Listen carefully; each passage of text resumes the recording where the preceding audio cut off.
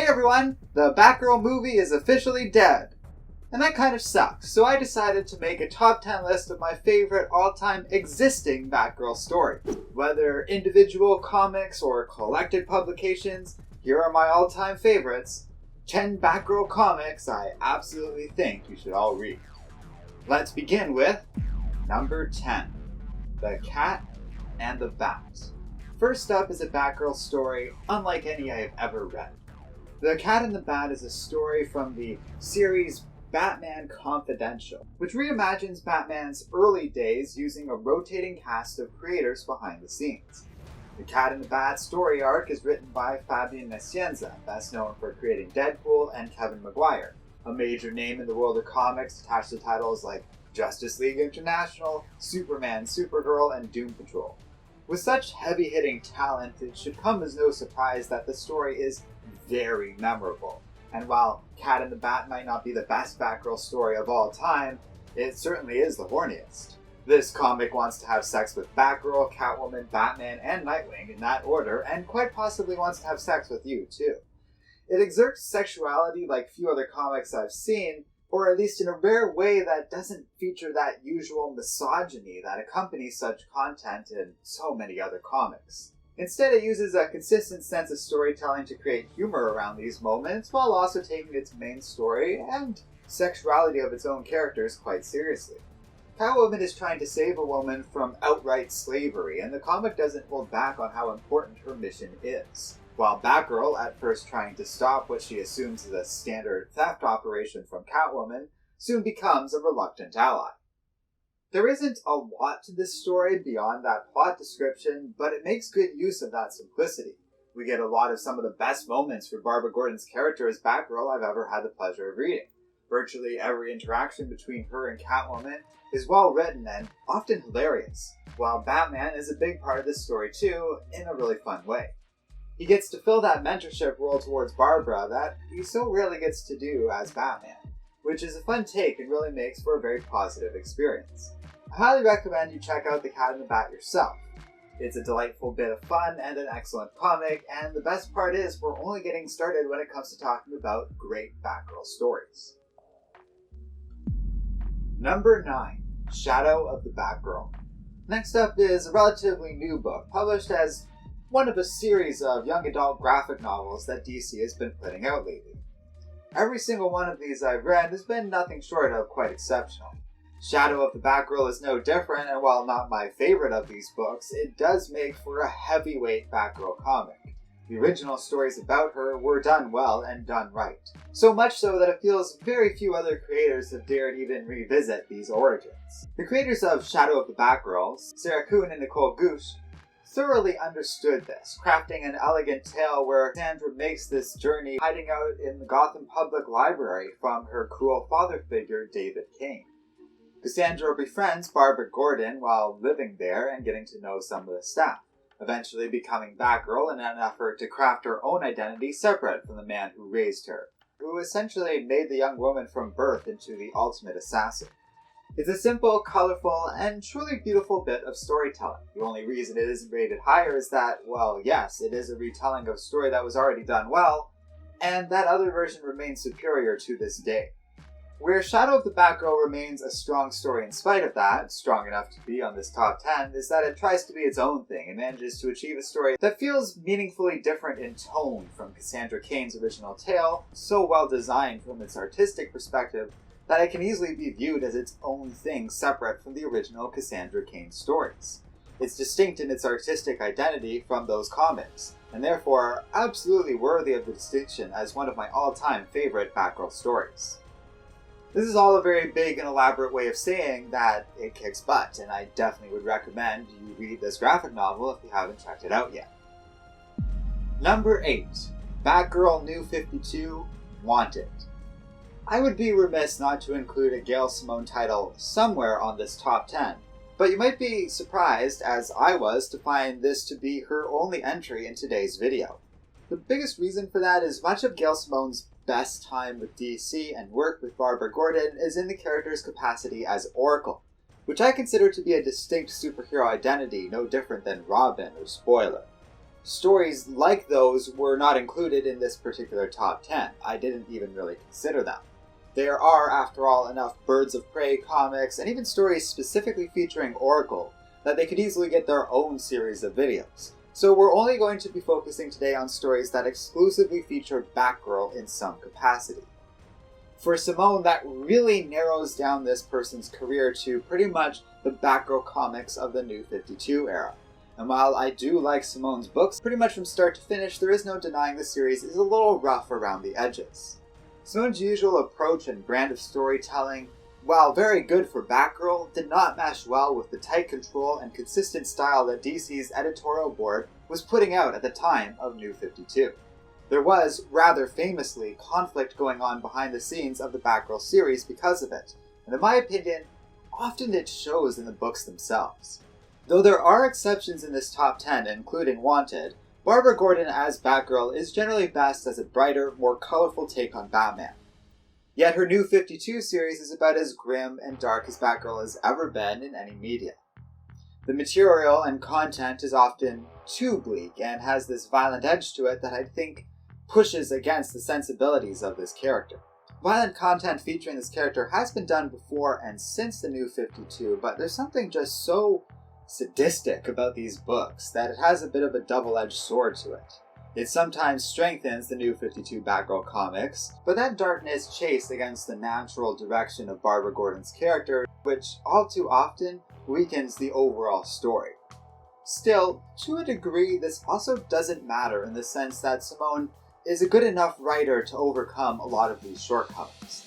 The trend is most apparent in the graphic novel Wanted, featuring some of the last Simone comics before she left the series. Even after so much drama between her and the higher-ups working at the company at the time, these books are where Simone has, to this date, produced her finest work concerning Batgirl specifically, at least in my opinion. Wanted is many things, the combination of a number of story threads that had been existing in the New 52 Batgirl series up until now, a major confrontation between Batgirl and her brother that leads to his alleged death, and in turn her father beginning to hunt Batgirl down. This all leads to her nearly revealing her identity to Gordon when being confronted by her father, and it's pretty dramatic and interesting stuff. And if they had actually gone through with it, I might have actually ranked this at the very top of this video instead of position number 8. It still is a very fun and memorable Batgirl story. To top it all off, Wanted also includes a 0-year tie-in for Batgirl. One of the few Batgirl tie-ins to a crossover event of some kind I would consider truly worthy of this video. Written by Marguerite Bennett, an excellent comic book writer with a kick-ass history of producing solid books, Homestead, as the title is called, is a great little flashback story about Barbara Gordon that not only works well as a little companion piece to 0 Year, but also complements the larger narrative of the Batgirl series effectively too. Meaning that even if you aren't reading 0 Year, you can enjoy Homestead just fine as its own little story, dealing with the aftermath of all the big events of Wanted itself. I love stories that can work in two little different ways like this, and it is no small part of why Wanted stands out as my personal favorite of the New 52 Batgirl stories. Number 7. Legends of the DC Universe number 10 and 12. Folie à Deux. This one isn't talked about much, which is fair because it's just a short and simple little thing, and has some pretty unusual pacing to it, but I love Folie à Deux. Published as part of the Legends of the DC Universe series, a sort of prestige title featuring some of the best in the world of comics doing experimental little one-offs placed in the DC Universe, Folie à Deux was written by Kelly Puckett, an important figure in today's video that has the distinction of being the sole writer with 2 entries in this top 10, and art by Terry Dodson, who worked with Puckett to craft an incredibly memorable 2-issue story. In fact, it's really impressive how these 2 little books stand out in quality enough that they can exist against what is essentially wall-to-wall graphic novels for the rest of this top 10. With frantic pacing and a boatload of non-traditional storytelling techniques, Puckett makes something you're not going to get in many other Batgirl media. The title, Folie à Deux, which is also going to be used in the upcoming Joker movie, really says a lot on its own. The term refers to 2 people sharing a mental illness in close association. For the second Joker movie, that fits well as an obvious statement on the inclusion of Harley Quinn, and that movie is surely going to explore her relationship with the Joker. To me, it is much more interesting in the context of Batgirl here, as this story very pointedly uses that term in the context between Batgirl and her father, as well as Batgirl and Batman. With only 2 issues, the idea here is a little rushed and not fully fleshed out, but it is effective in its limited form in what it is saying about the Gordon characters. It isn't all that necessarily positive of the statement either, but these comics are far from doing a disservice to either Jim Gordon or his daughter. Both are treated fairly and with a lot of love, to the extent that there are some truly remarkable top-tier moments for both of these characters throughout the 2 books. Along these same lines, this is also one of my favorite stories, full stop, to explore the relationship between Barbara and Batman, and they don't even have to have sex with each other. Batman often, perhaps too often in my opinion, takes a back seat in Batgirl's stories. It can be effective in making her character stand out a bit and allow her stories to achieve their own tone. But Batman's presence in this story, perhaps representing another folie à deux with Batgirl, as I said, is fascinating, and his character work is really well done, as he is actually spending a lot of time training Batgirl, which is something we very rarely see. As I kind of hinted at earlier, folie à deux is a little disjointed, and makes tiny but bizarre decisions here and there that hold it back ever so slightly. But still, it easily comes across as one of my favorites in terms of all-time Batgirl content. Number 6. Batgirl Year 1. Anything above this entry really is bringing some of its best in terms of just story quality in general, as this was a major benchmark in my ranking process. If there is a standard to this list, a sort of blueprint to what kind of content I would consider standard Batgirl storytelling, this is definitely one of the first stories I think of. With a story by Batman legend Tuck Dixon, who also worked alongside comic book historian Scott Beatty, complemented by the colorful, bright, and deeply memorable art of Marcos Martin, Alvaro Lopez, and Javier Rodriguez, this comic has a little bit of everything. Deeply engrossed in the larger world of Gotham City, while also one of my favorite takes on Barbara Gordon's origins as Batgirl. The entire creative team just excels at bringing the world of Batgirl to life in a way few others have achieved before or since. I can't say enough about all the things I like about Batgirl Year 1. What I will say is that the things I do love about this graphic novel are definitely largely exclusive to the first 2/3 of the book rather than the last though. The ending feels a little rushed and a lot less polished than the material from the first half. It's good, but stuff like that prevents it from being ranked at number 1, which it very easily could have been. One thing I was thinking when reading this book is that with features such as the heavy inclusion of Batman and Robin, Killer Moth and Firefly teaming up as the story's villains, and even some great hints at future events in the career of Batgirl, there's a lot of indication that this was the graphic novel that served as the primary inspiration for the now cancelled Batgirl movie. It is unfortunate that movie was cancelled, and I don't doubt that a lot of people worked hard on that film, but when reading Year 1, I couldn't help but think about how much the movies owe to stories like this. And yet, do you think Dixon or Beatty or any of these artists have gotten paid for their efforts given how important it was in shaping the story of Batgirl? That is where my sympathies over the movie's cancellation are a little limited. Other people in charge of comic book movies have in the past done stuff like included the creator of Winter Soldier in the Winter Soldier movie, ensuring that he would get royalties for his appearance in the film. And so it's not like the filmmakers couldn't have done anything about this either. If you're going to take one thing away from this video and are feeling down about not getting to engage with the Batgirl movie anytime soon, for these reasons I do recommend you check out Batgirl Year 1 yourself, as not only is it an excellent stand-in for what the Batgirl movie probably would have been, it's a nice way to actually support the creators behind the story. I assure you, you won't be disappointed, as Year 1 is a truly excellent take on Batgirl. Number 5. Batgirl and the Birds of Prey. Who is Oracle? This is a great story and basically the only one to feature the Birds of Prey in today's top 10. This happens for a few reasons, but the biggest reason is that Batgirl historically simply isn't a big part of that team. Oracle is. So perhaps it shouldn't come across as a huge surprise that even though this story very much does feature Batgirl, it also very much focuses on a new Oracle coming to town. The identity of this mysterious figure and the formation of a new Birds of Prey around these events are what dominates the story of Who is Oracle. It's a recent story by Julie Benson, Shauna Benson, Claire Rowe, and Rodrigo Antonio that really impressed me. Many Batgirl stories with her as part of a team or a larger superhero narrative tend to, for whatever reason, fall pretty flat for me. So I think that's why this book came as such a surprise and was so fun to read. It works well as not just a Batgirl story, but also one for the Birds of Prey, which in this incarnation also consists of Black Canary and Huntress. Which brings us to what I like most about these books, a very colorful set of vivid art that complements a briskly paced and tightly written story. Too many team-based comics these days feel like they really go for that generic character dialogue and development. But the Bensons really take the time to make sure that all the Birds of Prey stay true to each of their characters, and they each have their own little journey to make across this story. Batgirl comes across as a bit introverted and quirky. Black Canary is confident and gregarious, while finally Huntress is aggressive and brusque with the others. It's a great teen dynamic that feels true to these characters and a bit, dare I say, unique. I couldn't think of a lot of groups with this specific dynamic, the closest being the Powerpuff Girls, and even then, it's not one-to-one. None of the Birds of Prey have any equivalent to Bubbles, for example.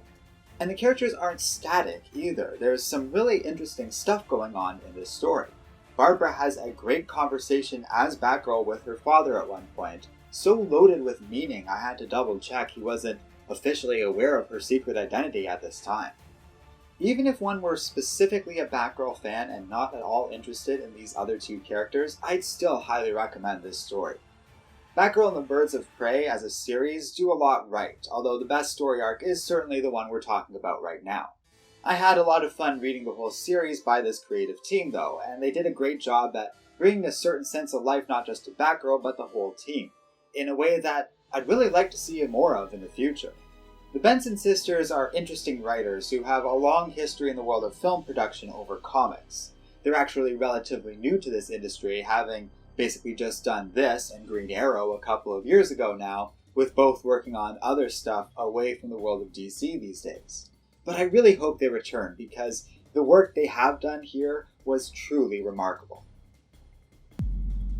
Number 4. The Batgirl of Burnside. One of the first stories I thought of for this top 10 video was The Batgirl of Burnside, and it managed to persist throughout the entire ranking process, even winding up pretty high. It's quite the feat. But this is an easy story to pick out as not only being important to the history of Batgirl, but it's very easy to pick out as an important, if not essential, Batgirl story. The book basically defines the Batgirl of the 2010s, and every major story told in her name for the entire decade. It even seems to be basically defining her character so far in the 2020s as well.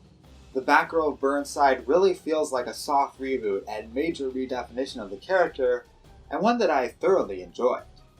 Moving her to the Gotham neighborhood of Burnside, giving her a new costume, and setting her up with a modern, clean tone, creators Cameron Stewart, Brendan Fletcher really bring something to the table for Barbara Gordon that simply hadn't been there before. These three, but it really feels like Tar in particular, firmly pushed Barbara Gordon's character into a new direction, giving her this new look that is still used today. It's a fantastic mix of a new, modern costume that still feels ahead of the curve compared to other contemporary takes on the character, and has a lot of the already established traits of Gordon's character infused into it by being a bright and colorful piece of work thanks to Maria Wicks, the colorist of this first book. This costume has a lot of personality to it right from the gate, yet it's still robustly and easily identifiable as a Batgirl outfit. With this new look, Stewart and Fletcher also bring a lot of new energy in relocating to Burnside. It feels like the location and its association with Batgirl is going to stick, much like Nightwing and Bloodhaven at this point, and I think that works. The community and her new status quo in it all feel like they fit her character and the tone the series is going for, with a bit of expertise. By shifting the direction to a slightly younger and more college-oriented community, I do feel as though the story benefits as much as it can from the nature of Batgirl's character and how she is distinct from Batman, expressed with as much clarity and thought to it as Batgirl Year One. Better yet, it does so in a story that feels like it stands on its own quite nicely. I admit that what I like most about the Batgirl of Burnside is its style, look, and how influential it ultimately became. But its main story is quite good too. Batgirl faces off against a new villain named Algorithm. Because of all the big changes going on with Batgirl's character, we don't need a very complex or interesting villain plotline. It still feels fun and fresh in spite of these limitations. Black Canary shows up at one point, Gordon gets a roommate. This is what's important to Batgirl of Burnside, and it's what really stands out about it, making it a lovely and important part of Batgirl history. And that's an easy choice to include as one of the best featuring this character of all time. Number 3. Batgirl, Art of the Crime. A story by Marguerite Scott and Raphael Albuquerque. This one is interesting in that it really consists of two stories unrelated in plot, but interwoven in terms of theme and style. What I like most about Art of the Crime is that it features just about everything great about Barbara Gordon's Batgirl, and then goes one step further and starts adding new ideas to the character. So we have the usual bright colors, a certain sense of youth and optimism, with a little flair of hope, distinct from more traditional Batman stories. And true to any good Batgirl story, there's a couple of good mysteries going on here, along with a layered relationship with James Gordon, and even going back to James Gordon Jr. and exploring the complex family dynamic and history that these three share. Plus, it does it all with a robust sense of existing within the larger Gotham City. On top of all of that, Barbara faces off against a villain named Grotesque, who begins to recreate murders in the form of famous art pieces. It's a dark and heavy story, one of the few I would say on the level of the New 52. But I find Scott and Albuquerque are able to elegantly balance that against the brighter sensibilities of Batgirl better than the New 52 ever could. It isn't easy to do a grim story with this character for these reasons. These two managed to walk that tightrope and produce, in my opinion, some of the better Batgirl comics I have ever read. To top it all off, Barbara has a number of pointed conversations with her brother as he schemes from behind prison bars. He has some really interesting thoughts on his sister that I don't think have ever really been touched on much before, but I do think is worth exploring with her in the future. Art of the Crime made me really think of Barbara Gordon in new ways, and leaves me excited for our future potential series. It's really hard to ask for much more out of any good superhero story. Number 2. Batgirl, Silent Night. This one should come as no surprise to any major Batgirl fan, or even astute viewers based on some of the stuff I was saying earlier. Cassandra Cain's first major outing as Batgirl and her first solo series are captured in the publication Silent Night, reprinting the first 15 issues of that series, including its first annual. This was a frequently recommended candidate to be on this top 10 from a wide variety of sources as I was doing research for this video, and it was an easy choice not only to include, but rank very, very high as well. It's a brilliant story, and one that firmly establishes a new and very different kind of Batgirl from what we were used to with Barbara Gordon. It's not easy to do that, yet this robustly feels like a Batgirl story, even though it is so different from anything featuring Barbara Gordon up until now. I think part of that is because Barbara is there, serving as Cain's mentor and point of contact, basically the biggest character next to Cassandra herself in this series. This is important to help Cain set out to find her own new identity and establish herself as Batgirl, all while struggling with a lot. From her fighting ability being accidentally altered by a telepath early on, to a mountain of trauma inflicted throughout her life and childhood by David Cain, along with the growing presence of a mysterious Lady Shiva that seems to have a connection of some sort with Cassandra, Silent Night does a lot and covers a great deal of ground. Not only that, but it does it in a way that is vivid, memorable, and one of the best Batgirl stories I've ever had the pleasure to read. Cassandra is just a very interesting person with a unique perspective on fighting. It essentially, at the start of her story, is her language, to the point that she isn't able to fully comprehend English or any other spoken language. This changes pretty early on in the series, which is a cool thing actually, as it leads to the sudden appearance of an internal monologue within Cassandra that simply didn't exist before. That's an excellent use of the quirks of comic book storytelling to enhance the quality of the story itself, making it a very memorable read. So it ranks high, very easily, and could have even taken the top spot. The only reason it doesn't is that, like Folia de, this story was written by Kelly Puckett. That's good in that it makes Puckett arguably my all-time favorite Batgirl writer, with no other writer quite achieving what Kelly did in producing 2 different stories that wound up in this top 10 video. But it also is the reason why I couldn't justify giving Silent Night the number 1 position either. Puckett's style of writing is very non-traditional. He's borderline frantic in how he jumps around from idea to idea or scene to scene across the pages of any given comic book I've seen him write. It's almost like a Nolan movie in comic book form, where even on a single page we can have events from different time periods being featured in different panels. It works in creating a very quick sense of pacing, which keeps the story feeling fresh, dynamic, and exciting. But sometimes, especially early on when Cassandra doesn't even speak or fully understand English, it comes across as a little bit lacking or confusing, and I find there's some issues to the structure of these books because of all of that. Unlike pretty much every other Batgirl story we're talking about here, this one really takes a while to start engaging with the reader, in my opinion. And I feel it only really starts to get special after issue 3 or so. Once you get to that point, it is an excellent Batgirl story, and clearly one of my all-time favorites. But that slow start is hard to ignore, and ultimately why I couldn't rank it at number 1. Still, I should stress that's the only reason it's not ranked at number 1. Puckett is a fundamentally talented writer that made an amazing Batgirl story here, and it features some excellent character moments not just for Batgirl, but also Batman and Oracle as they're trying to figure out how to help this person. It's one of the most impressive and important Batman stories to come out of the early 2000s in general because of this. And that's not even to mention how much Silent Night is further enhanced by its very admirable artwork.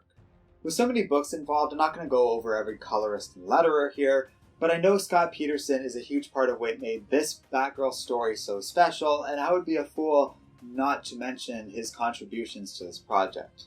Silent Night is a fan favorite for a reason, and I would highly recommend it, though I definitely think it's at its peak in its first half, with the second not even quite being strong enough to make it onto this top 10, but it sure got close. And speaking of, I have a little addition to make. Before we get to number 1, let's go over some honorable mentions. As I just suggested, Batgirl to the Death, the second half of Puckett's Cassandra Cain Batgirl run, is pretty great too, even if it didn't quite make it onto this top 10.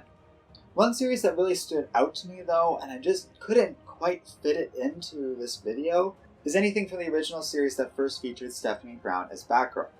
Like Cassandra Cain's story, this one is quite special and came highly recommended by a lot of people. It's good, and I remember really enjoying it when it was coming out, but I don't think it's quite on the level of anything we've talked about today. Still, I surprised myself a bit with not including that one, as I do remember liking it quite a bit when it was coming out. And for those Stephanie Brown fans that are disappointed about all of this, I do apologize. She simply isn't in this top 10 as much as some might think she should be, and I do accept that that's a valid criticism of this video. Brown is a huge part of Batgirl history, and it does feel like a bit of an omission. That's okay though, as after all, it is just my opinion, and I still have one more opinion to discuss. Number 1. Batgirl Bronze Age Omnibus Volumes 1 and 2. I don't often do this. Usually a superhero's first set of stories are pretty rarely the best, at least in my perspective. Stan Lee and Steve Ditko's Spider-Man was important, but I'm not sure they ever topped what Jerry Conway would eventually do with that character. Superman and Batman were pretty cool in the Golden Age, but a lot has changed for these superheroes in the decades since they first appeared. While these original stories deserve respect for what they did, you won't find me calling them the very best very often. Batgirl feels quite different though. As I went through her best stories, I found myself thinking more and more and becoming more convinced that what people seem to like most about her character and what I like most about Gordon, everything from her traits to the unique tone she tends to set in her stories to her relationship with other superheroes and her father, all of that can be traced right back to the original Bronze Age stories that first featured Barbara Gordon as Batgirl. Though Barbara technically wasn't the first ever Batgirl to appear in a comic, Barbara Gordon is usually thought of and treated as the true original Batgirl for a reason. Her first stories, often told through special issues or as the B-side of Detective Comics publications, were often very memorable and well-done pieces, all of which really cemented her as a firm part of Batman history, lore, and the Batman family. The best of these stories have been reprinted in the Batgirl Bronze Age omnibuses, of which 2 currently exist. These volumes include a lot, omitting very little in terms of essential reads, and include stuff like Batgirl's first story with Gordon under the cowl, some of her earliest and best mysteries, her father discovering her secret identity, and finally, her last adventure before the events of The Killing Joke. Not only are these books really important in Batgirl history, they are also extremely well done, featuring talented names like Frank Robbins, Carmine Infantino, Gil Kane, Bob Rozakis, and Barbara Kessel.